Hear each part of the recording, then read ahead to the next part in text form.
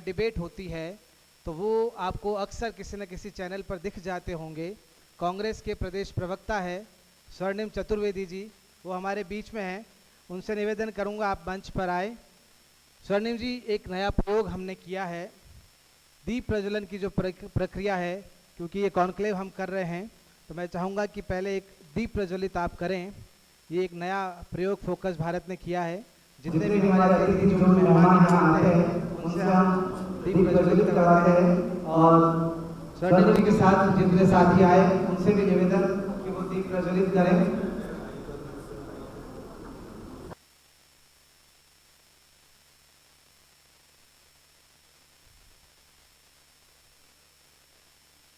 तो दीप प्रज्वलन की ये प्रक्रिया करेंगे। इसके बाद स्वर्णिम चतुर्वेदी जी को राजस्थान इलेक्शन कॉन्क्लेव के जो सेकंड सेशन है उसमें एज ए गेस्ट हमने आमंत्रित किया है, उनसे सवाल जवाब करेंगे।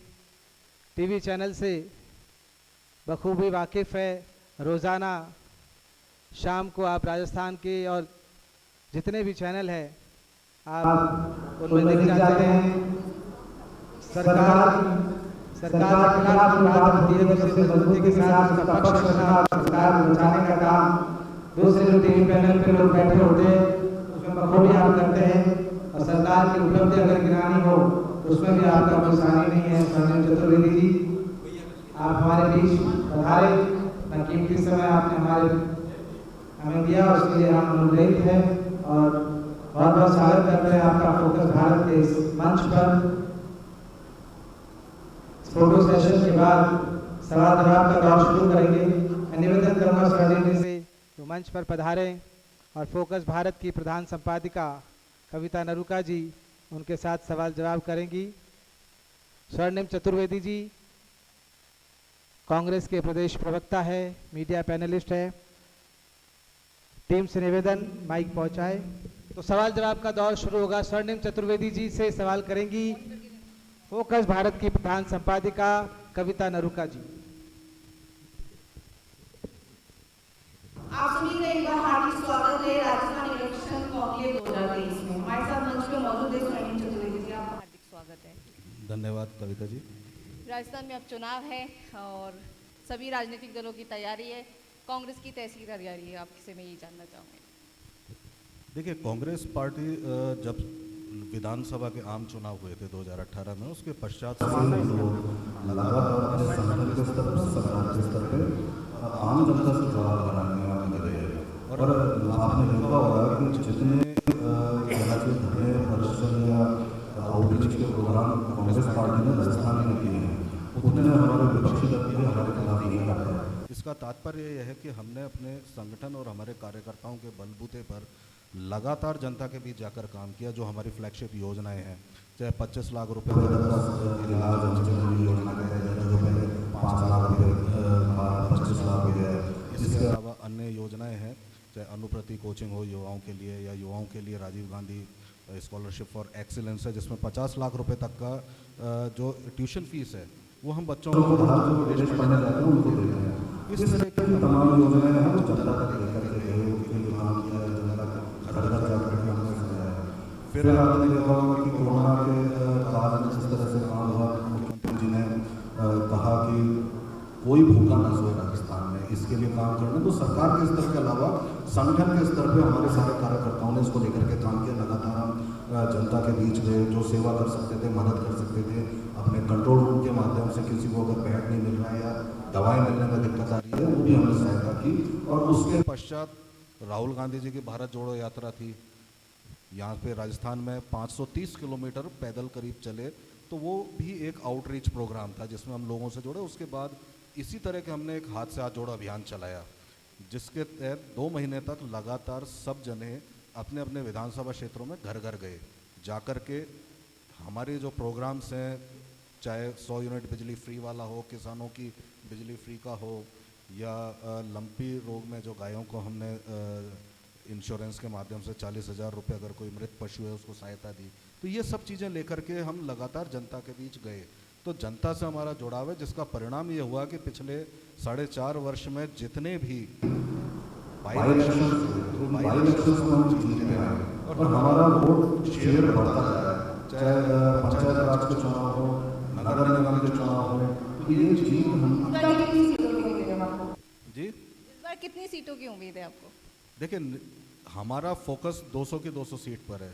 जैसे आपका फोकस पूरे भारत पे, हमारे राजस्थान की 200 सीट पर है, और पूरी की पूरी 200 सीट पर जो चुनाव होगा वो चुनाव आप देखेंगे आने वाले समय में बहुत ही शिद्दत के साथ हमारे कार्यकर्ता रहेंगे। और इसकी कवरेज के लिए लगातार हम जो बूथ ले रहे हैं 52,026 करीब बूथ हैं, और उनमें हमने हमारी कमेटीज बनाई। कमेटीज बनाने के अलावा हमारे पहले ब्लॉक लेवल पे हुआ करता था, उसके बीच में हमने एक और मंडल स्तर जोड़ा है, जिसमें 11 करीब कमेटीज हमारी एक विधानसभा क्षेत्र में और नहीं बनी है। इस तरह से अगर आप सारी संख्या जोड़ेंगे तो आज 8,76,000 हमारे पदाधिकारी हैं। 8,76,000, वो 8,76,000 पदाधिकारी पूरे राजस्थान में जगह जगह जो हम उनको प्रोग्राम देते हैं वो उस पर काम कर रहे हैं। और प्रोग्राम एक ही है, चुनाव जीतना है, चुनाव जीत के आना है। 156 का हमारा हाईएस्ट अभी आंकड़ा रहा है राजस्थान में, उससे आगे बढ़ना है। तो 156 के बाद हम कितना और ऊपर आगे बढ़ते हैं, इसको लेकर के काम कर रहे हैं, क्योंकि सरकार की योजनाएं बेहतरीन है, लोगों को राहत मिल रही है। और एक नैरेटिव राजस्थान में ये सेट हुआ कि 2 सरकार हिंदुस्तान में काम कर रही हैं। एक केंद्र की सरकार है जिसके शासन में महंगाई बढ़ी है, बेरोजगारी बढ़ी है, चरम पर है बेरोजगारी, और एक राजस्थान की सरकार है जिसने युवाओं को लगातार रोजगार दे रही है। 3.5 लाख युवाओं को तो सरकारी नौकरी मिल चुकी है, और उसके अलावा महंगाई से राहत दे रहे हैं जो भी हमारी योजनाओं के मार्फत। और ये उस स्थिति में जब राजस्थान की जीडीपी ग्रोथ अगर आप देखें तो हिंदुस्तान में बड़े राज्यों में नंबर 1 है, और वैसे आंध्र के बाद 2 नंबर पे है। हिंदुस्तान की जीडीपी ग्रोथ 7% तक नहीं पहुंची, हमारी 11.4 है। तो ये एक फाइनेंशियल मैनेजमेंट है जो हमने करके दिखाया। और उस मैनेजमेंट के साथ आप ये देखेंगे कि 10 लाख करोड़ रुपए का इन्वेस्टमेंट बाहर से आ रहा है राजस्थान में। जो यहाँ पे उद्योग धंधे लग रहे हैं, उसके परिणाम स्वरूप 10 लाख करीब युवाओं को और रोजगार मिलेगा। तो ये इस तरह से राजस्थान को हम आगे बढ़ा रहे हैं, और विजन हमारा ये है कि 2030 तक राजस्थान को देश का अग्रणी राज्य बनाना, नंबर 1 राज्य बनाना। निश्चित रूप में मैं यही सवाल आपसे पूछने वाली थी। मुख्यमंत्री जी का विजन है और वो लेके चल रहे हैं राजस्थान को विकसित राजस्थान बनाना, विजन 30 को लेके क्या प्लानिंग है? देखिए, विज़न 30 को लेकर के सबसे पहली चीज़ है कि जीडीपी ग्रोथ जो हमारी सकल आय है वो बढ़े, आम जनता की आय बढ़े। क्योंकि आपने देखा होगा कमोबेश पिछले 3 साल में लोगों की आय तो घटी है, सेविंग्स जो थी वो खत्म हो गई है। आगे का जीना काफ़ी आसान नहीं रहा, क्योंकि महंगाई जो बढ़ी है, खास करके खाद्यान्न को लेकर के, ट्रांसपोर्टेशन को लेकर के, पेट्रोल डीजल रसोई गैस, तो ये एक आम जीवन पे इसका गहरा प्रभाव पड़ा है।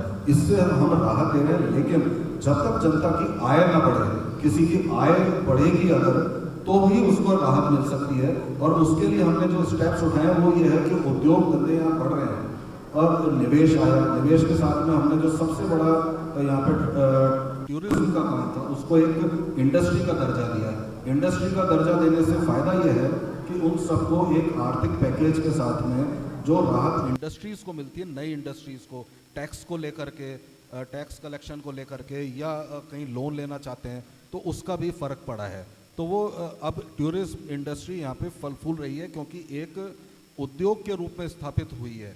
और उद्योग के रूप में स्थापित होने से इसमें रोजगार के साथ ही सुविधाएं बढ़ी हैं। जो हमारे यहाँ टूरिस्ट आना चाहते हैं, उसका परिणाम आप ये देखिए कि यहाँ पे जो घरेलू टूरिस्ट आता था राजस्थान में, उसमें 375% की बढ़ोतरी हुई है।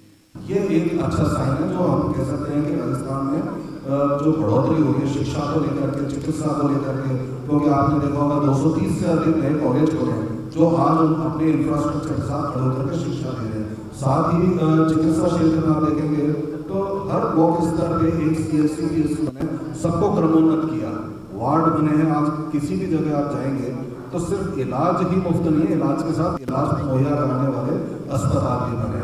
तो ये इंफ्रास्ट्रक्चर जब बना तो लोगों के पास पैसा गया, पैसा अगर जा रहा है तो उसका परिणाम ये हो रहा है कि खर्च करने की क्षमता बढ़ने के साथ ही इकोनॉमी ग्रो कर रही है। बिल्कुल निश्चित तौर पे अभी फिलहाल जो सर्वे है और अभी माहौल है उसके मुताबिक सरकार के खिलाफ माहौल नहीं है, लेकिन अगर चेहरे नहीं बदले गए तो बहुत दिक्कत है। देखिए, मैं यहाँ पे बहुत सारे हमारे साथी बैठे हैं, मैं किसी पार्टी की बात नहीं करता। अगर आप आम से लोगों से बात करें तो आप क्या 25 सांसद जो राजस्थान से केवल 25 हैं, आप उनके नाम पूछ लीजिए, कोई भी नहीं बता पाएगा। आप केंद्रीय मंत्रिमंडल के आप यहाँ कहिए कि 11 जो केंद्रीय मंत्री हैं उनके नाम कोई लिख के बता दे, मुझे नहीं लगता कोई बता पाएगा। चेहरे की बात नहीं है, चेहरे पे तो चुनाव लड़ना एक चेहरा बना करके होता है, जो लड़ रहे हैं बीजेपी लड़ रही है, सारी चीज़ें हैं, लेकिन चेहरा बदलना अगर आवश्यक होगा, जहाँ कहीं भी उसके खिलाफ बहुत ज़्यादा इनकम्बेंसी होगी तो चेहरे तो बदले जाएंगे, क्योंकि चुनाव जीतने के लिए लड़ रहे हैं। नहीं, बिल्कुल निश्चित तौर पे इस बार पहली बार है कि सरकार के खिलाफ एंटी इनकम्बेंसी नहीं है, माहौल सरकार के खिलाफ नहीं है। मुख्यमंत्री जी ऐसा लग रहा है अकेले मोर्चा संभाले हुए, लेकिन निश्चित तौर पे उम्मीदवार कहीं ना कहीं उनके सामने दिक्कत है, अगर चेहरे नहीं बदलेंगे। दूसरा मेरा सवाल इसी के अंदर आपसे ये है, क्या कांग्रेस पार्टी इस बार युवाओं को और महिलाओं को ज़्यादा से ज़्यादा प्रतिनिधित्व देगी? देखिए, तय बात है ये तो कि युवाओं को और महिलाओं को अधिक इस बार जो भी सक्रिय हैं उनको मौके मिलेंगे। अगर सक्रिय हैं और मान लीजिए कोई छोटा कार्यकर्ता अपने क्षेत्र में ज़्यादा सक्रिय है, क्योंकि दो तरह से सर्वे हुए हैं। एक हमारे बाहर से आए हुए पदाधिकारी सर्वे कर रहे हैं, वो देखते हैं क्षेत्र में जा रहे हैं, मिल रहे हैं लोगों से, तो किससे मिलेंगे? ज़्यादा से ज़्यादा कार्यकर्ताओं से मिलेंगे। अगर अभी हमारे ये कार्यकर्ता कहें कि सब अमुक व्यक्ति ज़्यादा काम कराता है, ज़्यादा मिलता है, ज़्यादा सक्रिय है, तो उस क्षेत्र का रहने वाला मंत्री भी, अगर आज की डेट में मंत्री हो, विधायक हो या कोई बड़ा पदाधिकारी है, अगर कोई दूसरा व्यक्ति उससे ज़्यादा पॉपुलर मिलेगा तो चुनाव तो वही लड़ेगा। उत्तर प्रदेश में 40% महिलाओं को टिकट दिलवाया था, तो राजस्थान में क्या लगता है? देखिए, राजस्थान अभी कोई इस तरह का कंसेप्ट नहीं बनाया कि कितने टिकट किसको देंगे, लेकिन ये तय बात है कि हमने जो बदलाव किया वो ये है, हमारे संगठन में अब चाहे बूथ कार्यकारिणी हो, जिला कार्यकारिणी हो, ब्लॉक हो, मंडल की हो या प्रदेश कार्यकारिणी हो, उसमें 50% करीब हमने ये तय किया है कि महिला, दलित और माइनॉरिटीज़ के लोग आरक्षित होंगे तो होंगे। युवाओं की आप बात करते हैं तो हमारी हर कार्यकारिणी में 50% जो कार्यकारिणी होगी 50 साल से कम उम्र के युवाओं की होगी। अब हम लोग अगर बैठे कार्यकारिणी में आपके सामने है तो ये इसी नीति का परिणाम है। बिल्कुल इसमें साझा करना चाहूँगी। फोकस भारतीय वुमेन असेंबली ऑलमोस्ट हमने 5 साल हमने मुहिम चलाई, 2018 में चलाई थी, और मौजूदा वर्तमान समय में हमारी लिस्ट में से 24 महिला विधायक है, और हमने राजस्थान के बाद हरियाणा, उत्तर प्रदेश, दिल्ली में भी ये कार्यक्रम कराया, और अभी रिसेंटली राजस्थान में भी हम किया था। तो निश्चित तौर पे महिलाओं का प्रतिनिधित्व बढ़ना चाहिए, और अब बदलाव आया है। और एक चेंज मैंने जो इस बार चुनाव में महसूस किया है कि महिलाओं को जो पहले राजनीतिक दलों की तौर से जिम्मेदारी नहीं दी जाती थी इतनी पुरुषों के मुकाबले, इस बार दी जा रही है। इस बदलाव को कैसे देखते हैं? देखिए, आप याद करेंगे कि एक समय ऐसा कहा जाता था कि राजस्थान के गवर्नर महिला हैं, मुख्यमंत्री भी उस वक्त महिला थी, देश की राष्ट्रपति महिला थी, यूपीए शासन था हमारा, मुझे ध्यान है, और उसके अलावा जो लोकसभा की स्पीकर थी वो भी महिला थी, तो यूपीए चेयरपर्सन वो महिला थी। तो महिलाओं को तो सशक्तिकरण का काम हमने किया, और सबसे बड़ी इसकी नींव जो रखी थी 1987-88 में स्वर्गीय पूर्व प्रधानमंत्री राजीव गांधी ने रखी थी। 73वां और 74वां संविधान संशोधन हुआ था, उसमें जो पंचायती राज संस्था है, जहाँ पे गांव में महिलाओं को बाहर निकल के काम करने को छोड़ी, बाहर निकल के बात करने की भी हम देखते थे कि परंपरा नहीं थी, वहाँ महिला सरपंच बनने लगी, चेयरमैन बनने लगी, पंचायत समिति की प्रधान बनने लगी। तो ये उस संशोधन में जो हमने नींव रखी राजीव गांधी जी ने, उसका परिणाम है कि आज आप देखेंगे कि हर क्षेत्र में महिलाएं अग्रणी है। पहले उनको संशोधन के माध्यम से मौका मिला और आज खुद लाइमलाइट में है।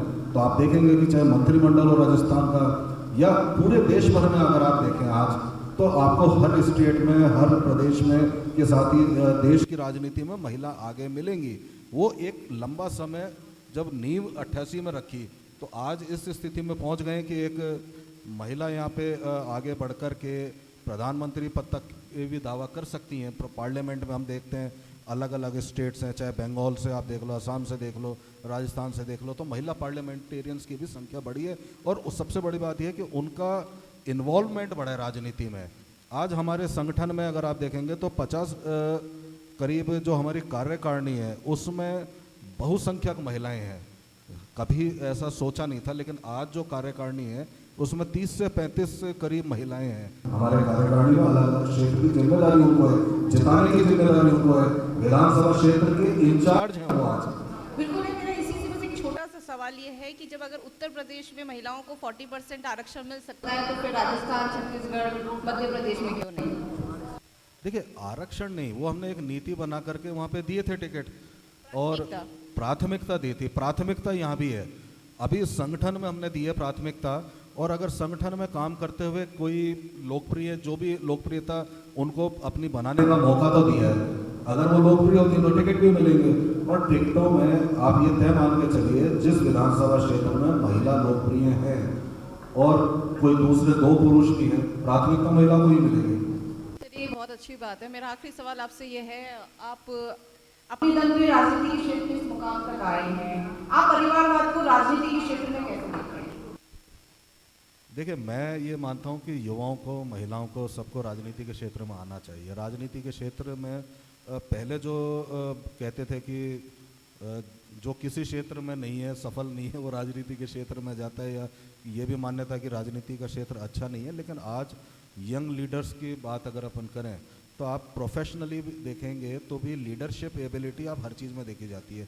बिजनेस में आप जाएंगे तो लीडरशिप एबिलिटी का टेस्ट होता है, उनका मनोवैज्ञानिक टेस्ट भी लिया जाता है कि हाँ लीडरशिप एबिलिटी है या नहीं है।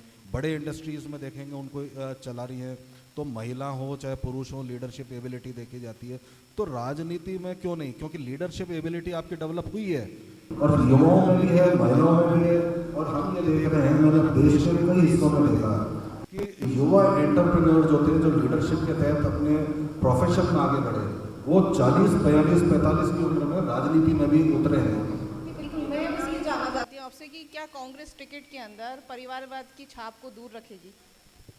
देखिए, परिवारवाद एक बड़ा मुद्दा बन गया है जिसमें बात तो बहुत होती है, लेकिन सबसे बड़ी बात यह है कि परिवारवाद को अगर आप देखेंगे तो आप बहुत से सीनियर विधायक या मंत्री भी हैं जो टिकट नहीं लड़ना चाहते और उनके बेटे हैं या बेटी हैं, उन्होंने घोषणा तक कर दी है कि वो उनकी वो दावेदारी करेंगे और लड़ेंगे। तो ऐसे में फिर नए नेतृत्व को कहाँ टिकट मिलेगा? कांग्रेस का क्या स्टैंड है, बस मैं ये जानना चाहती हूँ। देखिए, कांग्रेस ने एक बात स्पष्ट कर दिया, हमारे प्रदेश अध्यक्ष गोविंद सिंह डोटासरा ने बहुत पहले मीडिया को बाइट दे दी स्पष्ट किया था कि जो प्रत्याशी चुनाव लड़ना चाहता है वो अगर खुद लड़ता है ठीक है, उसको उसके कहने से उसके पुत्र को, पुत्री को, बहू को या और किसी परिजन को उस आधार पर टिकट नहीं मिल सकता कि वो मंत्री रहे या विधायक रहे। लोकप्रियता तो आपकी है तो ही काम चलेगा, बाकी परिवार के आधार पर, परिवार के नाम पर, आपकी लीगेसी के आधार पर, आपकी लीनेज के आधार पर वहाँ टिकट नहीं मिलेंगे। मैंने आपको अभी बताया कि जो भी क्षेत्र में हमारे सर्वे में, चाहे हमारे संगठन का सर्वे हो जिसमें हमारे पदाधिकारी जाके मिल रहे हैं, और जो साइंटिफिक तरीके से हमने एजेंसीज के थ्रू कराया है, अगर अभी मौजूदा मंत्री या विधायक से ज़्यादा पॉपुलर कोई होगा तो टिकट तो वो लेके जाएगा। निश्चित तौर पे हम उम्मीद करते हैं कि अगर कांग्रेस पार्टी अगर परिवारवाद को आगे नहीं बढ़ाती है तो एक नए अध्याय की शुरुआत होगी, और आपने समय दिया उसके लिए बहुत बहुत शुक्रिया। Thank you Kavita ji. बहुत धन्यवाद स्वर्णिम जी।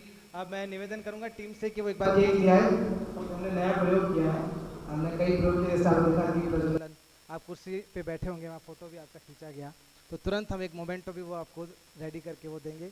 उससे पहले हम एक केक कटिंग सेरेमनी भी करवाएंगे। ये हमने वैसे रखा है कि जिन भी विधानसभा क्षेत्रों से लोग जो दावेदार आ रहे हैं, हम उन्हें एक तरह से अग्रिम शुभकामनाएं उनकी दे रहे हैं। नहीं, केक तो कट करना पड़ेगा, ये मुंह मीठा है और हम चाहेंगे कि ये आपकी अगर सरकार रिपीट करती है तो एक तरह से अग्रिम शुभकामनाएं हैं हमारी तरफ से।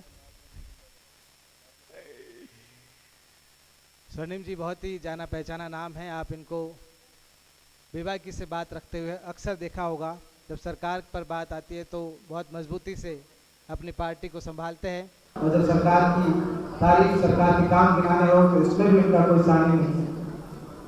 स्वर्णिम जी प्लीज केक कट करेंगे और मुंह मीठा करेंगे आपको उत्तर भारत की तरफ से। और आप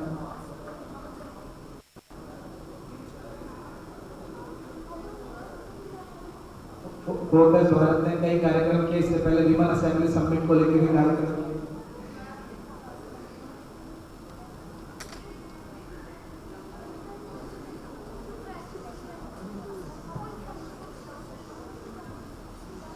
मोमेंटो तो ये फोटो जो आपकी यहाँ खींची गई थी वो फोटो वाला ही मोमेंटो है। और फोकस भारत की तरफ से आप सप्रेम भेंट आपने कीमती समय निकाला हमारे बीच में पधारे, उसके लिए हम तहे दिल से धन्यवाद शुक्रिया अदा करते हैं आपका। और आपके साथ जो आपके साथी उन सबका भी हम स्वागत अभिनंदन करते हैं।